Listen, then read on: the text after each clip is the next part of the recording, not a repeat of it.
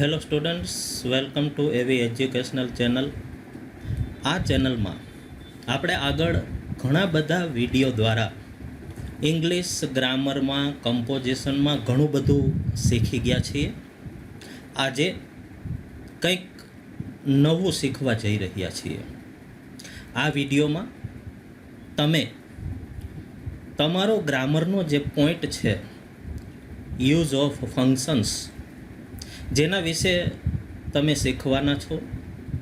અહીં આ વિડીયોમાં સૌથી ટૂંકી રીત ફંક્શન શીખવા માટેની આપેલી છે, જેને માઇન્ડ ચાર્ટ ઓફ ફંક્શન્સ કહી શકાય. તો એકદમ શોર્ટમાં તમે આ વિડીયોની મદદથી દરેક ફંક્શન શીખી શકશો. હવે પરીક્ષામાં તમને identification of function, response, complete the sentence, આવી અલગ અલગ રીતે આ ગ્રામરનો મુદ્દો પૂછાય છે. તો હવે આજે આ વિડીયોમાં આપણે પહેલાં 5 ફંક્શન્સની ચર્ચા કરીશું, જેમાં સૌથી પહેલું ફંક્શન આપણે લેવાનું છે શોઈંગ ચાર્ટ રિઝલ્ટ. આ જે ફંક્શન છે શોઈંગ રિઝલ્ટ, જે પરિણામ બતાવે છે, આનો અર્થ થાય છે પરિણામ દર્શક ફંક્શન. તો હવે શોઈંગ રિઝલ્ટના બદલે તમને એક્સપ્રેસિંગ રિઝલ્ટ, ઇન્ડિકેટ રિઝલ્ટ આવા શબ્દો પણ આપ્યા હોય, પણ તમારે રિઝલ્ટ શબ્દ ઉપર ફોકસ કરવાનું છે. પરીક્ષામાં જ્યારે તમને રિઝલ્ટ શબ્દ જોવા મળે એટલે તમારે સમજી જવાનું કે શોઈંગ રિઝલ્ટ, જે પહેલું ફંક્શન તમે ભણો છો, એ ફંક્શનનું આ વાક્ય છે. તો શોઈંગ રિઝલ્ટની લેંગ્વેજ આઇટમ્સ છે. કોઈ પણ ફંક્શનને યાદ રાખવા માટે એની લેંગ્વેજ આઇટમ્સ યાદ રાખવી જરૂરી છે. લેંગ્વેજ આઇટમ્સની મદદથી જ તમે કોઈ પણ ફંક્શનની ઓળખ કરી શકો કે આ વાક્ય કયા ફંક્શનનું છે. એ જાણવા માટે લેંગ્વેજ આઇટમ્સ ઉપયોગી બને છે. તો હવે આ ફંક્શનમાં લેંગ્વેજ આઇટમ્સ છે too, enough to, so that, such that. કુલ 4 લેંગ્વેજ આઇટમ્સ આવી. તો હવે જ્યારે તમારે ફંક્શનને આઈડેન્ટિફાય કરવાનું થાય, ત્યારે એ ફંક્શનના વાક્યમાં જો આ 4માંથી કોઈ એક લેંગ્વેજ આઇટમ આપેલી હોય તો એ વાક્ય શોઈંગ રિઝલ્ટ નામના ફંક્શનનું છે. એ વાત કન્ફર્મ થઈ જાય. તો આ રીતે લેંગ્વેજ આઇટમ્સ યાદ રાખીને તમે કોઈ પણ ફંક્શનની ઓળખ કરી શકો, કોઈ પણ વાક્ય કયા ફંક્શનનું છે એ જાણી શકો. પરંતુ એની સેન્ટેન્સ પેટર્ન જે છે એને પણ તમારે લેંગ્વેજ આઇટમ્સની સાથે સાથે યાદ રાખવી જરૂરી બની જાય છે. કારણ કે ઘણી વખત એક જ લેંગ્વેજ આઇટમના તમને 2 વાક્યો આપ્યા હોય, ખાસ કરીને રિસ્પોન્ડ અને કમ્પ્લીટ ધ સેન્ટેન્સમાં જ્યારે તમને ઓપ્શન આપેલા છે ત્યારે. તો હવે ઓપ્શનમાં એક જ લેંગ્વેજ આઇટમના 2 સેન્ટેન્સ આપેલા હોય, એ સમયે સેન્ટેન્સ પેટર્ન જરૂરી બને છે. એટલે કે એની વાક્ય રચના તમારે તપાસવી પડે. હવે માની લ્યો કે રિસ્પોન્ડમાં તમારે રિઝલ્ટનું વાક્ય લખવાનું છે અને એમાં આ 4માંથી કોઈ પણ લેંગ્વેજ આઇટમવાળું એક જ વાક્ય આપ્યું હોય, ત્યારે કન્ફર્મ થઈ જાય કે એ વાક્ય જ એનો જવાબ છે. તો સૌ પ્રથમ આપણે ટુની સેન્ટેન્સ પેટર્ન એટલે કે એની વાક્ય રચના જોઈએ. તો ટુની વાક્ય રચનામાં સૌથી પહેલાં એટલે કે વાક્યની શરૂઆતમાં અહીં એ પછી ડોટ આપેલું છે. એનો અર્થ એવો કે ત્યાં કર્તા અને ક્રિયાપદ આવે. ત્યાર પછી મહત્ત્વની વસ્તુ છે કે જે આપણી લેંગ્વેજ આઇટમ એ આ ટુ અહીંયા જે ટુ આપેલું છે આ ટુ એ મહત્ત્વનું છે. ત્યાર પછી હંમેશા એડજેક્ટિવ આપેલું હોય અને ત્યાર પછી ફરીથી આ ઇન્ફિનિટિવ ટુ તમને આપેલું હોય. તો આ રીતે આ સેન્ટેન્સ પેટર્ન આ રીતની બને છે કે સબ્જેક્ટ વર્બ પછી TOO પછી એડજેક્ટિવ એટલે કે કોઈ પણ વિશેષણ આપ્યું હોય ત્યાર પછી પાછું TO અને ત્યાર પછી V1. હવે TO પછી હંમેશા V1 જ હોય. હવે માની લ્યો કે તમને આ જ લેંગ્વેજ આઇટમના 2 વાક્યો આપ્યા હોય તો અહીંયા 2 પછી V1ના બદલે V2 આપેલું હોય. એકમાં V1 આપ્યું હોય, એકમાં V2 આપ્યું હોય. તો જ્યાં V1 આપેલું છે એ વાક્ય જ સાચો જવાબ બને. અહીં એનું એક એક્ઝામ્પલ આપેલું છે તમને કે Ramu is too weak to walk. તમે વાક્ય રચના જુઓ. સૌપ્રથમ રામુ એ સબ્જેક્ટ કરતા છે, ઇઝ ક્રિયાપદ છે, ત્યાર પછી લેંગ્વેજ આઇટમ આવી 2, એડજેક્ટિવ છે વીક, પાછું 2 અને V1 આપેલું છે વોક. તો આ રીતે કોઈ પણ 2 વાળું વાક્ય આપ્યું હોય ત્યારે એની વાક્ય રચના આ રીતની હોય છે. ત્યાર પછી બીજી લેંગ્વેજ આઇટમ છે ઇનફ ટુ. તો હવે ઇનફ ટુની વાક્ય રચનામાં પણ સૌથી પહેલાં કરતા ક્રિયાપદ આવે, પછી એડજેક્ટિવ અને પછી જે આપણી લેંગ્વેજ આઇટમ છે તે ઇનફ ટુ અહીંયા આપેલી જ છે, તમે જોઈ શકો છો ઇનફ ટુ. તો આ રીતે જ્યારે વાક્યમાં ઇનફ ટુ આપેલું હોય ત્યારે ઇનફ ટુ પછી પણ હંમેશા V1 આવે. એનું એક્ઝામ્પલ પણ આપેલું છે Ramu is strong enough to walk. ત્યાર પછી ત્રીજી લેંગ્વેજ આઇટમ છે સો ધેટ. હવે સો ધેટ લેંગ્વેજ આઇટમ જ્યારે વપરાય ત્યારે એની સેન્ટેન્સ પેટર્ન આ રીતની હોય કે સૌથી પહેલાં કરતા ક્રિયાપદ વાક્યની શરૂઆતમાં એ તો આવશે જ. ત્યાર પછી લેંગ્વેજ આઇટમમાંથી પહેલો વર્ડ, પહેલો શબ્દ અહીં આપેલો છે એ સો. આ સો તમને આપેલું હોય. ત્યાર પછી એડજેક્ટિવ આપેલું હોય છે અને એડજેક્ટિવ પછી આપેલું હોય ધેટ. તો આ રીતે આ સો ધેટ આ રીતે આપેલું હોય. જો અહીં લેંગ્વેજ આઇટમમાં પણ સો અને ધેટની વચ્ચે ડોટ ડોટ આપેલું છે એનો અર્થ એવો છે કે ત્યાં કંઈક શબ્દ આવે. તો અહીં સો ધેટની વચ્ચે એડજેક્ટિવ શબ્દ આવ્યો તમે જોઈ શકો છો. ત્યાર પછી સેન્ટેન્સ આપેલું હશે, જે સેન્ટેન્સમાં સબ્જેક્ટ આપેલો હશે, ત્યાર પછી કેન અથવા કુડ આ બેમાંથી એક શબ્દ ત્યાં મૂકવાનો થાય. પછી ઘણી વખત વાક્ય નકાર હોય તો નોટ આપ્યો હોય અને એના પછી V1. નીચે એક્ઝામ્પલ તમે જોઈ શકો છો કે હેત is so clever that he can get the first class. હવે અહીંયા સો ધેટની વચ્ચે એડજેક્ટિવ આવ્યું, ત્યાર પછી ધેટ પછી વાક્ય આપ્યું છે સબ્જેક્ટમાં હી. તો આગળના વાક્યમાં જે સબ્જેક્ટ હોય એ જ બીજા વાક્યમાં આવે. ત્યાર પછી કેન અથવા કુડ. હવે કેન ક્યારે વપરાય અને કુડ ક્યારે વપરાય એના માટે તમારે અહીંયા જે ક્રિયાપદ આપેલું હોય પહેલા વાક્યમાં સબ્જેક્ટ પછી જે વર્બ આપેલું છે એ તમારે તપાસવાનું છે. દાખલા તરીકે અહીંયા ઇઝ આપ્યું. હવે ઇઝ આપેલું છે એનો અર્થ એવો કે બીજા વાક્યમાં એટલે કે ધેટ પછીના વાક્યમાં તમારે કેન અથવા કુડ મૂકવાનું થાય તો અહીંયા કેન આવે. ટૂંકમાં પહેલા વાક્યમાં જો વર્તમાન કાળનું ક્રિયાપદ હોય તો બીજા વાક્યમાં કેન આવશે. પહેલા વાક્યમાં જો ભૂતકાળનું ક્રિયાપદ હોય તો બીજા વાક્યમાં કુડ આવશે. તો આ સેન્ટેન્સ પેટર્નના આધારે તમે જવાબ નક્કી કરી શકો કે આ વાક્યમાં કયો જવાબ આવશે. ત્યાર પછી સચ ધેટ. હવે સચ ધેટની વાક્ય રચનામાં પણ કરતા ક્રિયાપદ સૌથી પહેલાં, પછી આવશે સચ. સચ પછી આર્ટિકલ એ અથવા એન બેમાંથી એક આર્ટિકલ અહીંયા આવે. અહીંયા આપેલા જ છે વાક્ય રચનામાં બંને આપ્યા છે પણ આપણે તો બેમાંથી એક મૂકવાનો છે. જે અહીંયા આપણે એડજેક્ટિવ મૂકશું ને એ એડજેક્ટિવ પ્રમાણે આર્ટિકલ એ અથવા એન. ત્યાર પછી કમ્પલસરી નાઉન. નાઉન પછી ધેટ અને ધેટ પછી કરતા ક્રિયાપદ અન્ય શબ્દો જે કાંઈ હોય તે.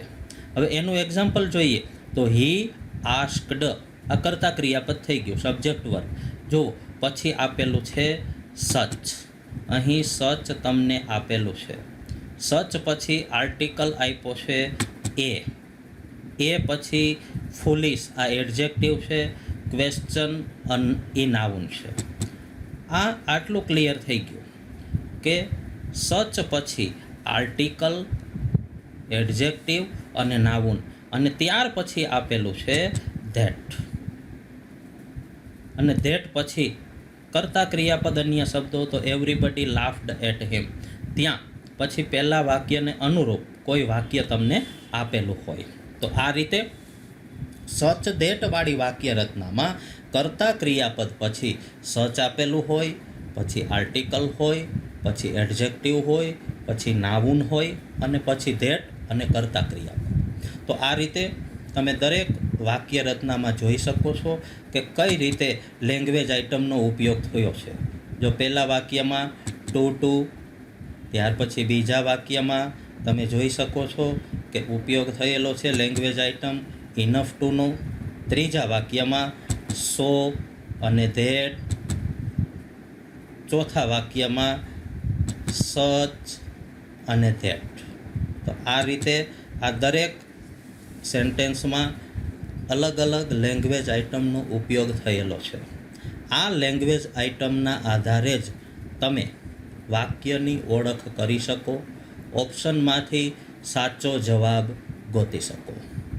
તો બરાબર આ બધી જ લેંગ્વેજ આઇટમ્સ તમે યાદ રાખી લેજો, જેથી કરી અને તમને સરળતાથી જવાબ મળી જાય, જવાબ લખતા આવડી જાય ટૂંકમાં. ત્યાર પછી બીજું ફંક્શન છે talking about people, place, thing in relation to something. આ બીજા ફંક્શનમાં એની લેંગ્વેજ આઇટમ્સ છે like, unlike, such as, the same as, alike, similar to, different from અથવા ડિફર ફ્રોમ. તો હવે આટલી લેંગ્વેજ આઇટમ, અહીં જે લેંગ્વેજ આઇટમ આપેલી છે એ બધી જ language item talking about people, place and thing in relation to something, આ ફંક્શનની આ બધી જ લેંગ્વેજ આઇટમ્સ છે. જ્યારે કોઈ પણ વાક્યમાં આમાંથી કોઈ પણ એકનો ઉપયોગ થયો હોય ત્યારે એ વાક્ય આ ફંક્શનનું છે એ કન્ફર્મ થઈ જાય. જોઈએ હવે આપણે એક પછી એક દરેકની વાક્ય રચના. તો સૌ પ્રથમ લાઇકની વાક્ય રચના આપણે જોઈએ.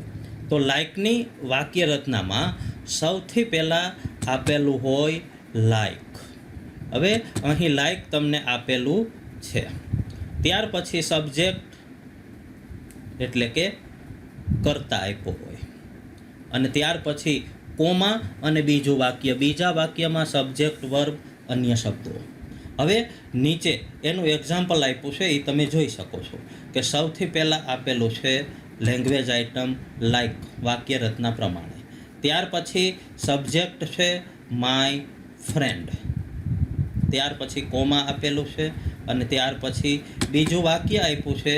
બીજા વાક્યમાં સૌથી પહેલાં કર્તા આપેલો છે આઈ, પછી ઓલ્સો લર્ન ઇંગ્લિશ એટલે કે કર્તા, ક્રિયાપદ અને અન્ય શબ્દો. તો આ રીતે લાઇક વાળા વાક્યની વાક્ય રચના આવી હોય કે સૌથી પહેલાં લાઇક આપ્યું હોય, પછી સબ્જેક્ટ તરીકે તમને અહીંયા કોઈક નાઉન આપેલું હોય અને પછી બીજું વાક્ય આપ્યું હોય. ત્યાર પછી બીજી લેંગ્વેજ આઇટમ છે અનલાઇક. તો અનલાઇકની વાક્ય રચના પણ લાઇક જેવી જ છે, જેમાં સૌથી પહેલાં અનલાઇક, પછી સબ્જેક્ટ એટલે કે નાઉન અને પછી બીજું વાક્ય જેમાં સબ્જેક્ટ, વર્બ, અન્ય શબ્દો. હવે નીચે એનું એક્ઝામ્પલમાં તમે જોઈ શકો છો કે સૌથી પહેલાં અનલાઇક આપેલું છે, પછી સબ્જેક્ટ તરીકે તમને અહીંયા નાઉન આપેલું છે અને બીજા વાક્યમાં કર્તા, ક્રિયાપદ અને અન્ય શબ્દો આપ્યા છે. Unlike Rajkot, Surat is a big city એટલે કે રાજકોટની સરખામણીએ સુરત મોટું શહેર છે, એટલે કે રાજકોટ એ સુરત કરતાં નાનું શહેર છે. ત્યાર પછી ત્રીજી લેંગ્વેજ આઇટમ છે સચ એઝ. હવે સચ એઝની વાક્ય રચનામાં સૌથી પહેલાં કર્તા ક્રિયાપદ હોય, પછી સચ આવે, સચ પછી મહત્વનું છે અહીંયા જે આપેલું છે આર્ટિકલ એ અથવા એન, બેમાંથી એક આર્ટિકલ તમને ત્યાં આપેલો હોય, પછી એડજેક્ટિવ અને નાઉન, પછી એજ અને બીજું વાક્ય, બીજા વાક્યમાં સબ્જેક્ટ અને વર્બ. તો Het is such a clever boy as I like him, આ એનું વાક્ય થઈ ગયું. તો સામાન્ય રીતે આ સચ એજની વાક્ય રચનામાં તમારે સચ અને એજની વચ્ચે બરાબર તપાસવાનું કે આ ત્રણ વસ્તુ એમાં આવી કે નહીં. કઈ ત્રણ વસ્તુ? તો સૌથી પહેલાં આર્ટિકલ, પછી એડજેક્ટિવ અને પછી નાઉન. તો આ રીતે આ ત્રણ શબ્દો એમાં આપેલા હોય એટલે તમારે સમજી જવાનું કે આ સચ એજની વાક્ય રચના છે અને આ talking about people, place, thing in relation to something, આ ફંક્શનનું વાક્ય છે. ત્યાર પછી ધ સેમ એજ. તો ધ સેમ એજમાં કર્તા ક્રિયાપદ, પછી ધ સેમ, ખાસ સેમની આગળ આર્ટિકલ ધ હોય છે. ત્યાર પછી કોઈ નાઉન આપ્યું હોય અને પછી એજ આપેલું હોય. હવે સચ અને એજની વચ્ચે આર્ટિકલ, એડજેક્ટિવ અને નાઉન આવતું હતું, જ્યારે સેમ એજની વચ્ચે ફક્ત નાઉન આવશે અને પછી બીજું વાક્ય. બીજા વાક્યમાં કર્તા ક્રિયાપદ, અન્ય શબ્દો જે કાંઈ હોય તે. હવે અહીંયા જુઓ તમે, તો સૌથી પહેલાં એક્ઝામ્પલમાં તમે જોઈ શકો છો કે સૌથી પહેલાં કર્તા ક્રિયાપદ તરીકે ધીસ ઇઝ આપ્યું છે, પછી ધ સેમ, આ લેંગ્વેજ આઇટમ આપી છે. નાઉન આપેલું છે અહીંયા બુક, અને પછી આપ્યું છે એજ અને પછી બીજું વાક્ય. તો આ રીતે ધ સેમ એજની વાક્ય રચના આ રીતની હોય, એનું એક્ઝામ્પલ આવું હોય છે. ત્યાર પછી અ લાઇક લેંગ્વેજ આઇટમ, ત્યાર પછીની અ લાઇક. તો એમાં સબ્જેક્ટ, વર્બ, અન્ય શબ્દો અને છેલ્લે અ લાઇક આપેલું હોય. દાખલા તરીકે I always try to teach my students a like, એટલે કે હું મારા બધા જ વિદ્યાર્થીઓને એક જ સરખી રીતે શીખવવાનો હંમેશા પ્રયત્ન કરું છું. હવે અહીંયા સામાન્ય રીતે જે લેંગ્વેજ આઇટમ છે એ વાક્યને અંતે આવશે. અહીંયા તમે જોઈ શકો છો વાક્યના છેલ્લે અ લાઇક આપેલું છે. તો આ રીતે અ લાઇકની વાક્ય રચના અને એનું એક્ઝામ્પલ આ રીતનું હોઈ શકે. ત્યાર પછીની લેંગ્વેજ આઇટમ છે સિમિલર ટુ. હવે સિમિલર ટુ જે છે એની વાક્ય રચના આ રીતની હોય કે સૌથી પહેલાં એમાં સબ્જેક્ટ આપેલો હોય, ત્યાર પછી વર્બ, સિમિલર ટુ, અને સિમિલર ટુ પછી જેની સાથે સરખામણી કરવાની છે એ બાબત આપી હોય. અહીંયા તમે એક્ઝામ્પલમાં જોઈ શકો કે કર્તા તરીકે અહીંયા આપ્યું છે વાસુઝ હેન્ડ રાઇટિંગ, બરાબર. ત્યાર પછી ક્રિયાપદ આપ્યું છે ઇઝ, ત્યાર પછી લેંગ્વેજ આઇટમ આપેલી છે સિમિલર ટુ, અને પછી છે Om's hand writing. Vasu's hand writing is similar to Om's hand writing, એટલે કે વાસુની હેન્ડ રાઇટિંગ ઓમની હેન્ડ રાઇટિંગ જેવી છે. આનો અર્થ આવો થાય ટૂંકમાં. પણ તમારે તો લેંગ્વેજ આઇટમ અને એની વાક્ય રચના જ યાદ રાખવાની છે. ત્યાર પછી લાસ્ટ છેલ્લે આપ્યું છે ડિફરન્ટ ફ્રોમ અને ડિફર ફ્રોમ. આ બેયની વાક્ય રચના એક જ સરખી છે, બેયનો અર્થ એક જ સરખો છે. તો સબ્જેક્ટ વર્બ પહેલાં આપ્યું હોય એની વાક્ય રચનામાં અહીંયા તમે જોઈ શકો છો. ત્યાર પછી લેંગ્વેજ આઇટમ્સ આપેલી હોય ડિફર ફ્રોમ અથવા તો ડિફરન્ટ ફ્રોમ અથવા ડિફર ફ્રોમ. એનું એક્ઝામ્પલ નીચે આપેલું છે કે ક્રિકેટ ઇઝ ડિફરન્ટ અથવા તો ડિફર ફ્રોમ ફૂટબોલ, એટલે કે ક્રિકેટની રમત એ ફૂટબોલ કરતાં અલગ છે, બે રમત સરખી નથી. તો આ રીતે આ બધી જ લેંગ્વેજ આઇટમ્સ આ ફંક્શનની છે. ત્યાર પછી ત્રીજું ફંક્શન આવશે showing manner of action. Showing manner of action, જેમાં બે લેંગ્વેજ આઇટમ્સ આપેલી છે. પહેલી લેંગ્વેજ આઇટમ છે એઝ અને બીજી છે લાઇક. હવે આ બંને લેંગ્વેજ આઇટમ્સમાં એની વાક્ય રચનામાં થોડોક જ તફાવત આવશે, થોડોક જ ડિફરન્સ છે. હવે આપણે સૌ પ્રથમ પહેલી લેંગ્વેજ આઇટમ જે આપેલી છે એઝ, એની વાક્ય રચના વિશે વાત કરીએ. તો એઝની વાક્ય રચનામાં સૌથી પહેલાં કર્તા, ક્રિયાપદ, અન્ય શબ્દો જે કાંઈ આવતું હોય તે, પછી લેંગ્વેજ આઇટમ્સ એજ આવશે અને પછી ફરીથી વાક્ય આવશે સબ્જેક્ટ અને વર્બ અથવા હેલ્પિંગ વર્બ. હેલ્પિંગ વર્બમાં ડુ, ડઝ, ડીડ આ ત્રણમાંથી એક આવશે. એ આગળના વાક્ય પ્રમાણે નક્કી થશે કે ત્રણમાંથી કયું આવે. જોઈએ એનું એક્ઝામ્પલ. તો એક્ઝામ્પલમાં સૌથી પહેલાં સબ્જેક્ટ આપેલો છે હેથ, આ સબ્જેક્ટ છે વાક્યનો હેથ. પછી વર્બ આપ્યું છે પ્લેઝ, અન્ય શબ્દમાં આપ્યું છે ક્રિકેટ. પછી આવી આપણી લેંગ્વેજ આઇટમ એઝ, અને ત્યાર પછી ફરીથી સબ્જેક્ટ તો કોહલી. અહીંયા બંને આપ્યા છે, વર્બ પણ આપ્યું છે પ્લે અને હેલ્પિંગ વર્બ પણ આપેલું છે ડઝ. અહીં હેલ્પિંગ વર્બ આપેલું છે ડઝ. તો આ રીતે હવે હેલ્પિંગ વર્બ મૂકતી વખતે ડુ, ડઝ, ડીડ આ ત્રણમાંથી કયું મૂકવું, તો એના માટે તમારે અહીંયા ક્રિયાપદ જોવાનું છે. જો અહીંયા આપેલું વર્બ ક્રિયાપદ જો વર્તમાન કાળમાં હોય તો આ ક્રિયાપદની વાત કરું છું હું, પ્લેઝ આપેલું છે ને એ. જો એ વર્તમાન કાળમાં હોય તો હેલ્પિંગ વર્બ તરીકે ડુ, ડઝ મૂકવાનું. જો એ ભૂતકાળમાં હોય તો ડીડ મૂકવાનું. હવે અહીંયા ડુ, ડઝ મૂકવાનું થાય ત્યારે તમારે અહીંયા જે આ સબ્જેક્ટ આપેલો છે, આ સબ્જેક્ટ કોહલી અહીંયા જે આપ્યું છે ને એ તપાસવાનું. જો એ ત્રીજો પુરુષ એક વચન હોય તો ડઝ આવે, અને ત્રીજો પુરુષ એક વચન સિવાયનું કોઈ હોય તો અહીંયા ડુ આવે. ક્યારે? વર્તમાન કાળમાં. બરાબર? એટલે એજ વાળું વાક્ય આ રીતનું હોય. પહેલાં કર્તા, ક્રિયાપદ, અન્ય શબ્દો આપ્યા હોય, પછી એજ આપ્યું હોય, પછી જેની સાથે એક્શન એટલે કે એક ક્રિયાની સરખામણી, ક્રિયા બતાવવામાં આવે છે કે કોના જેવી ક્રિયા, એ નામ અહીંયા આપ્યું હોય. જેમ કે અહીંયા આપેલું છે કોહલી, અને એના પછી પહેલા વાક્યમાં જે વર્બ હોય એ જ વર્બ અહીંયા આપ્યો હોય અથવા હેલ્પિંગ વર્બ આપ્યો હોય.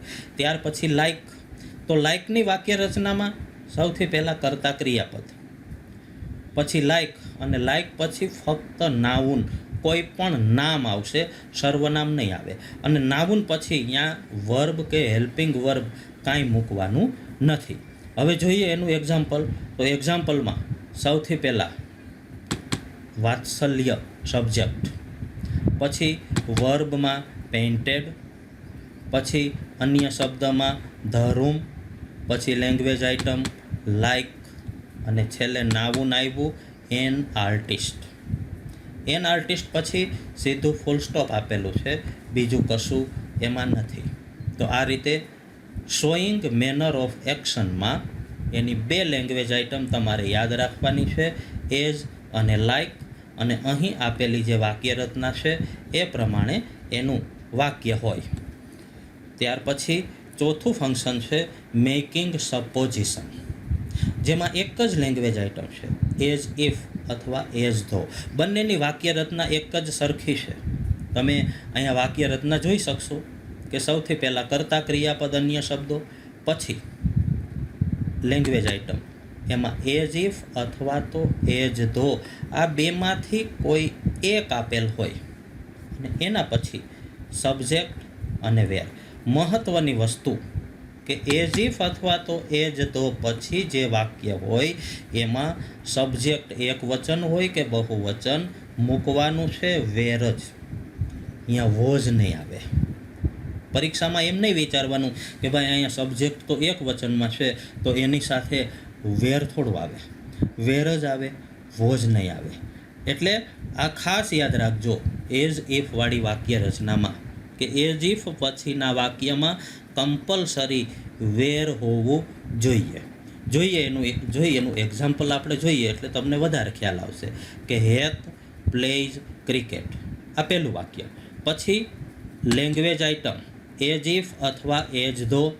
હવે અહીંયા કરતા આપ્યો છે હી, એ હી જે આપ્યું છે એ પહેલા વાક્યનો જે કરતા છે ને એ જ છે. હવે અહીંયા તમે જોઈ શકો કે એ પછી શું આપ્યું છે? વેર આપેલું છે. વોઝ નથી આપ્યું, વેર આપ્યું છે. હી વેર કોહલી. વેર પછી જે ધારણા કરવાની છે, પહેલા વાક્યમાં જે ક્રિયા બતાવી એ ક્રિયા એને કોની જેમ કરી? તો કોહલીની જેમ. જાણે કે તે કોહલી હોય એવી રીતે ક્રિકેટ રમે છે. આ ધારણા કરવામાં આવી છે, ગેજ અનુમાન કરવામાં આવ્યું છે. એ કોહલી છે નહીં, પણ કોહલી જેવું ક્રિકેટ રમે છે. તો ખાસ અહીંયા એઝ ઇફ અને એજ ધો પછી જે વાક્ય આપ્યું હોય એમાં કમ્પલસરી વેર હોવું જોઈએ. ઘણી વખત ઓપ્શન સિલેક્ટ કરવાનો હોય ત્યારે તમને એજ ઇફવાળા 2 વાક્યો આપ્યા હોય, જેમાં એકમાં એજ ઇફ પછીના વાક્યમાં અહીંયા જ્યાં વેર આપ્યું છે ત્યાં વોઝ આપ્યું હોય અને એકમાં વેર આપ્યું હોય. તો જ્યાં વેર આપેલું છે એ ઓપ્શન જ એનો સાચો જવાબ બનશે. એ તમારે ખાસ યાદ રાખવાનું છે. ત્યાર પછી 5મું function doer is not important. હવે એની લેંગ્વેજ આઇટમમાં પેસિવ વોઇસનું સેન્ટેન્સ, આટલું યાદ રાખવાનું કે જ્યારે કોઈ પણ પેસિવ વોઇસનું સેન્ટેન્સ આપેલું હોય ત્યારે એ વાક્ય ડુઅર ઇઝ નોટ ઇમ્પોર્ટન્ટ આ ફંક્શનનું વાક્ય છે. હવે તમે જોઈ શકો કે એની વાક્ય રચના સામાન્ય રીતે પેસિવની વાક્ય રચના કેવી હોય તો પેસિવમાં હંમેશા સૌથી પહેલાં ઓબ્જેક્ટ આવે, કર્મ આવે, કારણ કે એ કર્મની રચના છે. એટલે સૌથી પહેલાં કર્મ આવે, પછી ટુ બી આવશે, એટલે કે કોઈ પણ ટેન્સનું ટુ બીનું રૂપ, અને પછી એમાં V3 હોવું જોઈએ કમ્પલસરી. પેસિવ વોઇસમાં V3 જ આવે. હા, પછી સેન્ટેન્સ કયા ટેન્સનું છે એના આધારે ટુ બી અને V3ની વચ્ચે કાંઈ હોઈ શકે. હવે અહીંયા ટુ બીના બદલે ટુ હેવનું રૂપ પણ હોય. માની લો કે વાક્ય પૂર્ણ વર્તમાન કાળમાં છે તો હેવ બીન અને V3 હશે. V3 કમ્પલસરી, V3 દરેકમાં આવશે જ. એનું એક એક્ઝામ્પલ અહીંયા આપ્યું છે. જુઓ, અહીંયા આપેલું છે ઓબ્જેક્ટ તરીકે પ્લાન્ટ્સ, બરાબર. પ્લાન્ટ્સ પછી વાક્ય વર્તમાન કાળમાં છે એટલે ટુ બીનું ક્રિયાપદ આપ્યું છે આર. આ ચાલુ વર્તમાન કાળનું વાક્ય છે એટલે આપ્યું છે બીઈંગ. આપણે અહીંયા ઉમેરવું પડે તો અહીં બીઈંગ આપ્યું છે. પછી જોવો મહત્વની વસ્તુ V3 વોટર્ડ ઇન ધ ગાર્ડન નાવ. હવે આ આખાય સેન્ટેન્સમાં તમે આખું સેન્ટેન્સ જોવો તો આ આખાય સેન્ટેન્સમાં તમને ક્યાંય પણ બાય અને કર્તા આપ્યો નથી. બાય અને કર્તા નથી એટલે કે વાક્યમાં કર્તા આપેલો નથી. ડુઅર ઇઝ નોટ ઇમ્પોર્ટન્ટ ફંક્શનનું વાક્ય હોય એમાં કર્તા હોતો નથી. સામાન્ય રીતે પેસિવ વોઇસમાં બાય BY પછી કર્તા આપ્યો હોય વાક્યની અંદર. વાક્યની શરૂઆત આ ઓબ્જેક્ટ એટલે કે કર્મથી જ થતી હોય. પણ અહીંયા ડુઅર ઇઝ નોટ ઇમ્પોર્ટન્ટ એનું ગુજરાતી જેમ થાય કે કર્તા જરૂરી નથી, એટલે કે વાક્યમાં ક્યાંય કર્તા ન હોય અને પેસિવ વોઇસનું વાક્ય હોય. એટલે તમારે એટલું યાદ રાખવાનું કે પેસિવ વોઇસનું વાક્ય હોય ત્યારે એ વાક્ય આ ફંક્શનનું છે એમ તમારે માની લેવાનું. તો આ રીતે અહીં આપણે આ 5 ફંક્શનની ચર્ચા કરી, એની લેંગ્વેજ આઇટમ્સની ચર્ચા કરી. તો આ રીતે તમે ટૂંકમાં આ જોઈને યાદ રાખી શકો. લેંગ્વેજ આઇટમ્સ યાદ રાખીને તમે યાદ રાખી શકો કે તમને પેપરમાં આપેલું સેન્ટેન્સ એ કયા ફંક્શનનું છે. સામાન્ય રીતે 4 ઓપ્શનમાંથી તમને બ્રેકેટમાં જે ફંક્શનનું નામ આપ્યું હોય વાક્યની બાજુમાં કમ્પ્લીટ ધ સેન્ટેન્સ છે તો અડધું વાક્ય આપ્યું હોય, અડધામાં ખાલી જગ્યા, અને અહીંયા તમને ફંક્શનનું નામ આપેલું હોય કે ભાઈ મેકિંગ સપોઝિશન, તો એનો અર્થ એવો કે અહીંયા તમારે સપોઝિશનનું વાક્ય લખવાનું છે. હવે સપોઝિશનના વાક્ય માટે તમારે એની લેંગ્વેજ આઇટમ યાદ રાખવી પડે કે એઝ ઇફ અથવા એજ ધો. પછી તમને જે 4 ઓપ્શન આપ્યા હોય ABCD એમાં જોવાનું કે ભાઈ એઝ ઇફ અથવા તો એજ ધો લેંગ્વેજ આઇટમ આપેલી હોય એ વાક્ય ક્યાં છે. માની લો કે એક જ વાક્ય આપ્યું હોય એઝ ઇફ અથવા એજ ધો વાળું તો કન્ફર્મ એ જ એનો જવાબ. પણ જો એઝ ઇફવાળા 2 વાક્યો આપ્યા હોય ત્યારે આ વાક્ય રચનાને ફોલો કરવાની છે. આ વાક્ય રચના પ્રમાણે એઝ ઇફ પછી બીજા વાક્યમાં કરતા પછી વેર હોવું જોઈએ. જે ઓપ્શનમાં વેર આપેલું હોય એ ઓપ્શન એનો સાચો જવાબ બનશે. તો વિદ્યાર્થી મિત્રો, આગળના જે હજુ ફંક્શન ઘણા બધા છે જેની ચર્ચા આપણે આગળના વિડીયોમાં કરશું. Thank you.